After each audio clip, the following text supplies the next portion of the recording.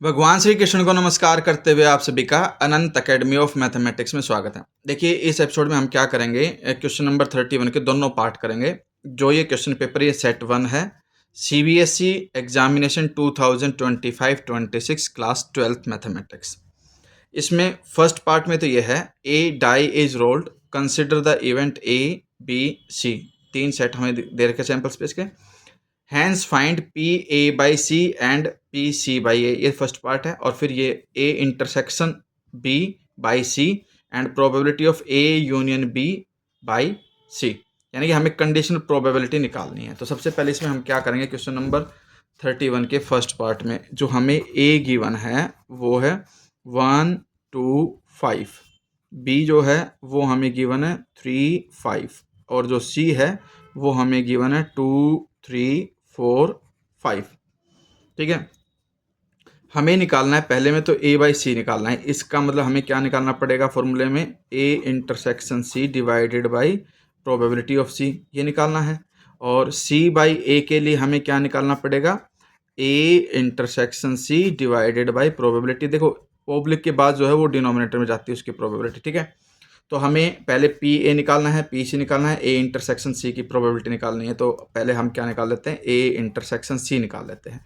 ये ए है और ये सी है, 2 दोनों में कॉमन है और 5 दोनों में कॉमन है, तो हमारे पास इंटरसेक्शन 2, 5 आ जाएगा। अब प्रोबेबिलिटी ऑफ ए में हमारे पास 1 2 3 एलिमेंट्स हैं, तो 3 डाई में 6 होते हैं, टोटल इसे 3/6 आएगा। फिर प्रोबेबिलिटी ऑफ बी भी हम निकाल लेते हैं, जरूरत पड़ेगी आगे 2/6। अभी कट मत करना, अपन में सबके 6 रहने देना, क्योंकि वो सिंप्लीफिकेशन करने में आसानी रहती है उसमें। फिर प्रोबेबिलिटी ऑफ सी में 1 2 3 4 एलिमेंट है, 4/6। इधर ए इंटरसेक्शन सी की probability, A intersection C, probability of A intersection C, उसमें 2 ही एलिमेंट है तो 2/6। ठीक है, अब फॉर्मूले में डालते चलो, ए बाई सी ये हमें निकालना है। फॉर्मूला फिर से लिख देता हूँ मैं, A intersection C probability of C. यहाँ पर ए इंटरसेक्शन सी की प्रोबेबिलिटी क्या है, 2/6, तो ऊपर आ जाएगा। नीचे प्रोबेबिलिटी ऑफ सी जो है वो हमारे पास 4/6 है, तो 4/6 आ जाएगा।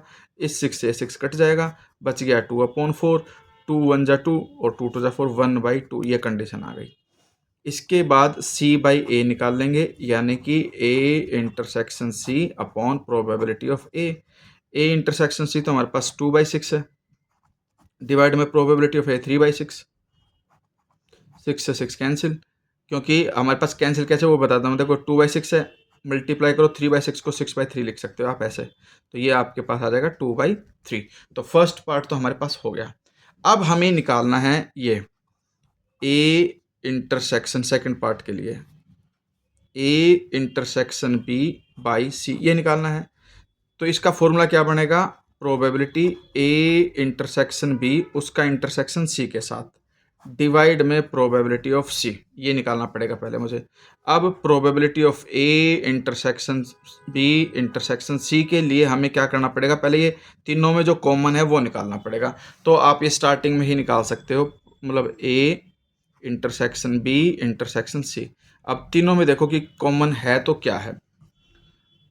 आप देखिए कि 5 यहाँ भी है, 5 यहाँ भी है और 5 यहाँ भी है। सिर्फ 5 ही एक ऐसा एलिमेंट है जो तीनों में कॉमन है, और कोई चीज़ कॉमन नहीं है तीनों में।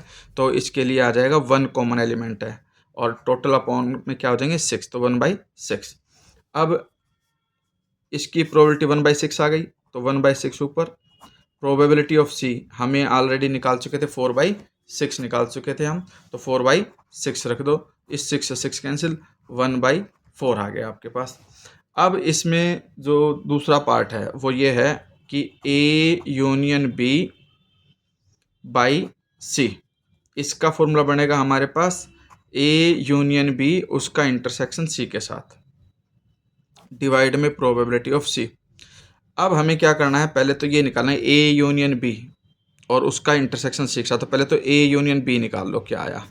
ए यूनियन बी जो हमारे पास आएगा, देखिए ये तो है ए और ये है बी, यूनियन निकालना है तो 1 2 3 और इंक्लूड हो जाएगा ए यूनियन बी में, तो इसमें हमारे पास आ जाएगा 1 2 3 और 5 यूनियन आ गया। अब ए यूनियन बी का इंटरसेक्शन निकालेंगे हम सी के साथ। ठीक है, अब सी क्या है आपके पास 2 3 4 5 है, अब इसमें देखेंगे कॉमन क्या क्या है। देखिए 2 3 5 और 2 3 5 दोनों में ही कॉमन है, तो इसका मतलब हम यहाँ पे कॉमन पॉइंट 2 3 5 लिखेंगे। ठीक है, अब जो ये कंडीशन आ गई, इसमें हमारे पास ये हो जाएगा, इसकी प्रोबेबिलिटी भी निकाल दो। A union B intersection C is equal to 1 2 3 element divide में 6। ठीक है, अब इस फॉर्मूले में डाल दो probability of A union B intersection C, तो आ गया हमारे पास 3/6। 3/6 ऊपर लिखो। प्रोबेबिलिटी ऑफ सी हम ऑलरेडी निकाल चुके थे 4/6, 6 से 6 कैंसिल, 3/4। ठीक है, तो सारे पार्ट निकल गए। इसमें ध्यान से एक एक चीज़ को समझ करके निकालना, ईजी है बिल्कुल। अब हम आते हैं इसके बी पार्ट पे। अब बी पार्ट में क्या है उसे समझिए पहले। ए बॉक्स है, कंटेन 6 कार्ड, 6 कार्ड है, उन पे नंबर लिखे हैं 1 to 6। A student is asked to pick 2 cards. अब 6 में से 2 कार्ड निकालने के लिए टोटल इवेंट जो हमारे पास बन जाएंगे वो बन जाएंगे 36। जैसे 2 टाइम्स डाइस होता है सेम वैसे ही। ठीक है, तो ये ध्यान रखना, 2 कार्ड्स निकालोगे जब 1 by 1 after replacement and note down the numbers. अब रिप्लेसमेंट इसलिए 36 हुए, रिप्लेसमेंट नहीं होती तो अलग आ जाता है फिर इवेंट, तो इसमें ध्यान रख लेना। A B the event of getting sum of the numbers on 2 cards is 10। तो पहले ए क्या है उसी को लिख देते हैं भाई, सम ऑन 2 कार्ड्स इज 10। तो पहले तो ए क्या है वो लिखते हैं। एक पेयर तो बनेगा 4,6 आपके पास 10 होता है, 5,5 10 होता है, और 6,4 10 होता है, और कोई आ नहीं सकता हमारे पास। ठीक है, अब यहाँ पर प्रोबेबिलिटी ऑफ ए बी साथ के साथ निकालते हैं। 1 2 3, 3 है अपॉन 36, ये कंडीशन आ गई। अब सेकंड केस पे चलते हैं। B the event of A number other than 4। अब देखिए बी पे अदर देन 4 है, तो इसका मतलब जो बी है उसमें अदर देन 4 मतलब 1 आ सकता है, 2 आ सकता है, 3 आ सकता है, 4 नहीं आ सकता, 5 आ सकता है और 6 आ सकता है। तो प्रोबेबिलिटी ऑफ बी जो बनेगी वो सिंगल केस की है। ठीक है, 6 में से 5 कार्ड आ सकते हैं, 1 2 3 5 और 6, तो इसका मतलब 5 टोटल 6 थे कार्ड्स। ठीक है, ये कंडीशन। इसको भी अगर मान लो मैं 36 डिनोमिनेटर बनाना चाहूँ तो 5 × 6 और 6 × 6 करके 30/36 लिख सकता हूँ, क्योंकि इसके डिनोमिनेटर 36 है। जब कैलकुलेट करेंगे तो आसानी रहेगी हमारे पास। फिर आगे क्या कहता है, find P A and B. अब ए एंड बी निकालना है पहले, तो ए एंड बी का मतलब है इंटरसेक्शन ए और बी का। ए और बी का इंटरसेक्शन का मतलब है कि सम 10 आना चाहिए और first card is not 4। First card is not 4। देखो इसमें फर्स्ट कार्ड 4 है तो ये तो हो नहीं सकता। इन दोनों का सम 10 भी है और फर्स्ट कार्ड जो है आपका 4 भी नहीं है, तो इसमें सिर्फ ये ही 2 इवेंट आएंगे, एक ये और एक 6,4। अब इसकी प्रोबेबिलिटी निकाल दो। A intersection B is equal to में 2/36। ठीक है, ये कंडीशन आ गई। अब आगे क्या कहता है, probability of A and B, ये हमने निकाल दी प्रोबेबिलिटी। तो find whether the event A and B are independent events और नॉट। अब इंटरसेक्शन तो आ गया, अब हम क्या करेंगे, प्रोबेबिलिटी ऑफ ए को मल्टीप्लाई करेंगे प्रोबेबिलिटी ऑफ बी से। प्रोबेबिलिटी ऑफ ए तो आई थी आपके पास 3/36, इनटू में प्रोबेबिलिटी ऑफ बी आपके पास आ गया 30/36। अब ये देखिए 6 से 6 5 जा, 6 6 जा 36, 3 2 जा, यानी कि 5 ऊपर रहेगा और नीचे 72। यहाँ पर 2/36 है, यहाँ 5/72 है, तो हमारे पास probability of A intersection B is not equal to probability of A into probability of B. Therefore events are not independent. ठीक है, एक लिख देना कि A and B are not independent.